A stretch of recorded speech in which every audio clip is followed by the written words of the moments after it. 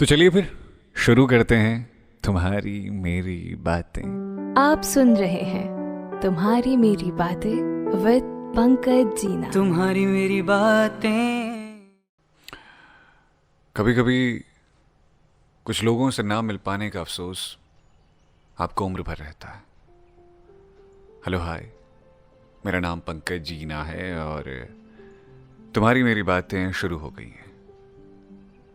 आज जो कहानी मैं आपको सुनाने जा रहा हूं, उस कहानी को आप सच भी मान सकते हैं, झूठ भी मान सकते हैं, और हो सकता है आपके लिए ये एक कल्पना हो, पर कहीं ना कहीं किसी न किसी का ये कहानियां सच होती हैं।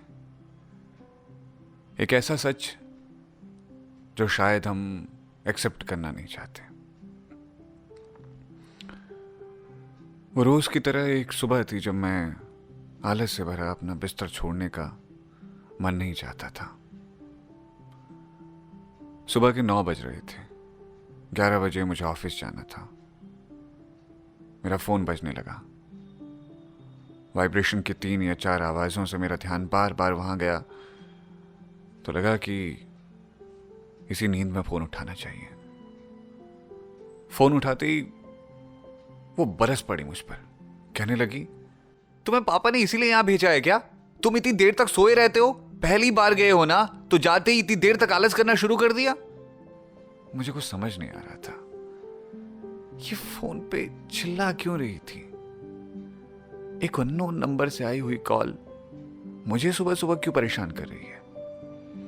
मैं कुछ कहता उससे पहले ही वो बोल पड़ी, अरे यार, पापा इतनी मेहनत कर रहे हैं ताकि तुम कुछ कमा पाओ, ताकि तुम कुछ बेहतर कर पाओ, लेकिन तुम हो के सोते रह रहे हो। तुम्हारे हॉस्टल में जाकर के ना जरूर तुम्हारे वार्डन से तुम्हारी शिकायत करूंगी। मुझे अब भी समझ नहीं आया ये क्या कहना चाह रही है। थोड़ी देर बाद मुझे सारी बात समझ में आ गई। मैंने कहा, चिल्लाने से पहले एक बार ये नंबर चेक कर लेती तो ज्यादा अच्छा होता। थोड़ी देर तक सन्नाटा छाया रहा, कुछ नहीं बोली वो। फिर उसने कहा, ओह आई एम सॉरी, मुझसे गलती हो गई। वो एक्चुअली वो 598 था, वो गलती से 599 लग गया। आई एम रियली सॉरी, प्लीज मुझे माफ कर दीजिए। वो इतना घबरा गई थी कि मुझे समझ नहीं आया। वैसे भी मैं ऑफिस के लिए लेट हो रहा था, तो मैंने कॉल डिस्कनेक्ट किया, लेकिन इस बात ने मेरी नींद बहुत अच्छी तरह से खोल दी थी।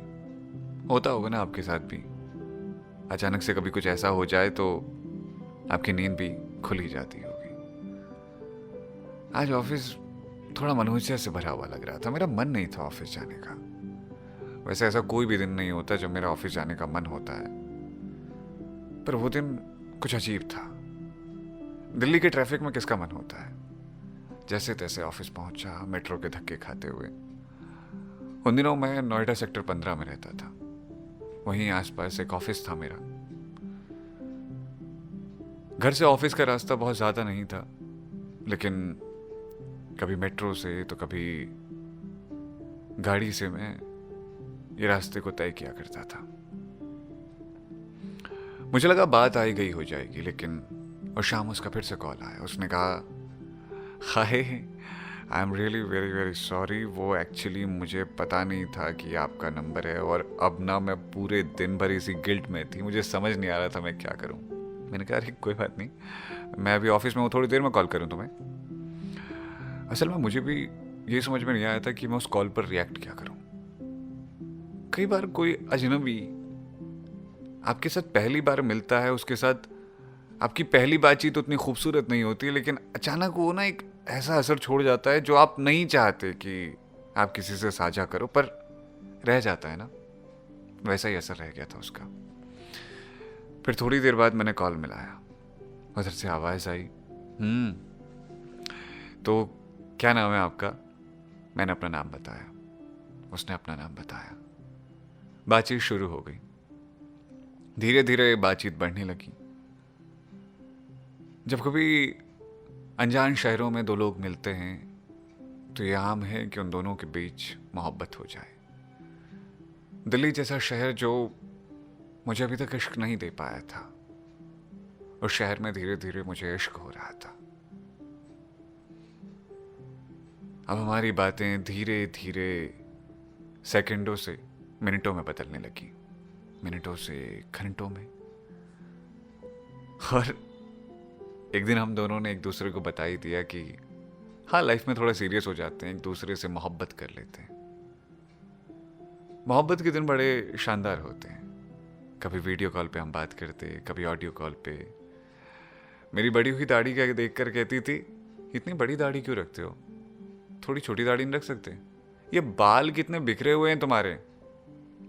मैं कहता था कोई बात नहीं, जिंदगी जब बेहतर हो जाएगी, हम तुम जब साथ होंगे, तो फिर जो मर्जी तुम कहना करना, मैं तुम्हारे मन के हिसाब से करूंगा। ख्वाब देखते थे यार हम।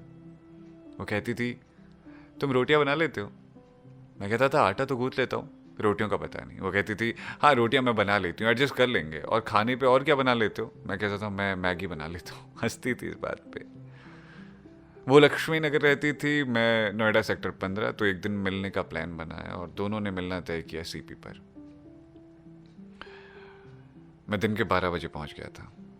उस दिन शनिवार था तो छुट्टी थी।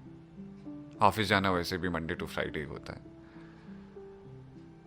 12 बजे मैंने उसे अपनी फोटो को व्हाट्सएप किया कि देखो मैं सीपी में पहुंच गया। मैं कॉल करना नहीं चाहता था आज। तकरीबन 1 घंटा हो गया, वो ऑनलाइन नहीं आई। अब मुझे लगा कि कॉल कर लेना चाहिए। मैंने कॉल किया, उसने फ़ोन नहीं उठाया।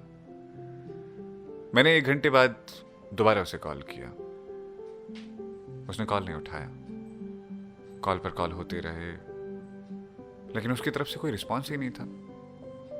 जब मिलना नहीं था तो बुलाया क्यों? मैंने एक लंबा चौड़ा मैसेज टाइप किया और उसे व्हाट्सएप पर भेज दिया। मुझे लगा वो डायरेक्ट रिस्पॉन्स करेगी। कोई रिप्लाई नहीं आया। मैंने टेक्स्ट मैसेज किया, कोई रिप्लाई नहीं आया। शाम के 5 बज गए। मैं सीपी में जितना घूम सकता था घूम लिया, एक एक हिस्से को देख लिया, एक कैफे में बैठ करके कॉफी पी ली। अब ना दिल घबरा रहा था इस बात से कि कहीं ये हमारी आखिरी बातचीत तो नहीं है, कहीं उसने मन तो नहीं बदल लिया अपना। शाम के 7 बज गए, फिर 8, फिर 9। मुझे लगा अब वो नहीं आएगी। मैं वापस लौट आया अपने उसी कमरे में जहां कल तक वो साथ होती थी फोन कॉल के जरिए। आज खालीपन था। रात भर मैंने कई बार ट्राई किया उसका फोन, कई मैसेजेस भेजे और लंबे चौड़े मैसेजेस थे सारे के सारे, लेकिन कहीं कोई जवाब नहीं आया। अगली सुबह भारी मन से मुझे ऑफिस जाना था, पर यह इतवार का दिन था। मुझे लगा कि आज आराम कर लिया जाए, लेकिन होता है ना कभी कभी कोई अर्जेंट काम। तो उस दिन भी एक अर्जेंट काम पड़ गया और मुझे ऑफिस जाना पड़ा। वैसे शनिवार इतवार ऑफ होता है, पर वो इतवार मुझे अब भी याद रहता है। मैं ऑफिस में गया, रोजमर्रा के कामों को करता रहा, बार बार बीच में फोन चेक कर रहा था, पर कोई जवाब नहीं था। थोड़ी देर में मैंने अखबार उठा के देखा, वही रोज की राजनीति की खबरें, कहीं कुछ हो गया कहीं कुछ हो गया। लेकिन अचानक एक जगह पर मेरी नजर पड़ी तो देखा एक खबर छपी हुई थी। उस खबर ने मेरी पूरी जिंदगी को बदल दिया। उस खबर में लिखा था कि एक स्कूटी की एक अनियंत्रित ट्रक से टक्कर हो गई। उसमें उसकी फोटो छपी थी, उसका नाम छपा था। मौके पर ही उसकी मौत हो गई थी। नहीं बची वो, बस बच गया तो अफसोस, एक खालीपन, एक उदासी। और उस एक पल में ना मुझे कुछ समझ नहीं आया कि अब आगे क्या होने वाला है, लाइफ कहाँ लेकर के जाने वाली है, मेरा क्या खो गया है। आपने कभी किसी अपने को खोया होगा तो आपको अंदाजा होगा कि किसी अपने को खोना क्या होता है। मैं चाहता था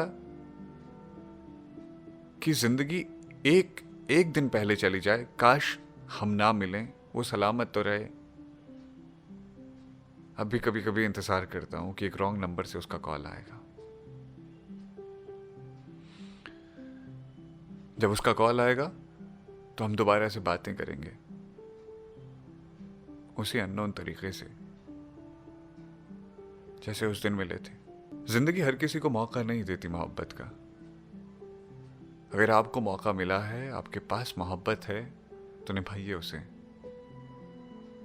जिन लोगों ने अपने अपनों को खो दिया है ना, वो जानते हैं उनके अपनों की अहमियत। तो इसीलिए दुनिया में जितना हो सके मोहब्बत कीजिए। उम्मीद मत रखिए किसी से, उम्मीद रखेंगे बहुत तकलीफ होगी। तो इतनी सी थी ये कहानी। बहुत बहुत शुक्रिया, बहुत बहुत मोहब्बत आपको। ऐसे ही मोहब्बत करते रहिए। ये थी तुम्हारी मेरी बातें। मेरा नाम है पंकज जीना। आज कमेंट्स नहीं पढ़ पाएंगे, तुम्हारी मेरी बातों के अगले हिस्से में ज़रूर आपको कुछ कमेंट्स पढ़ के सुनाएंगे। बाय बाय, टेक केयर, ख्याल रखिए।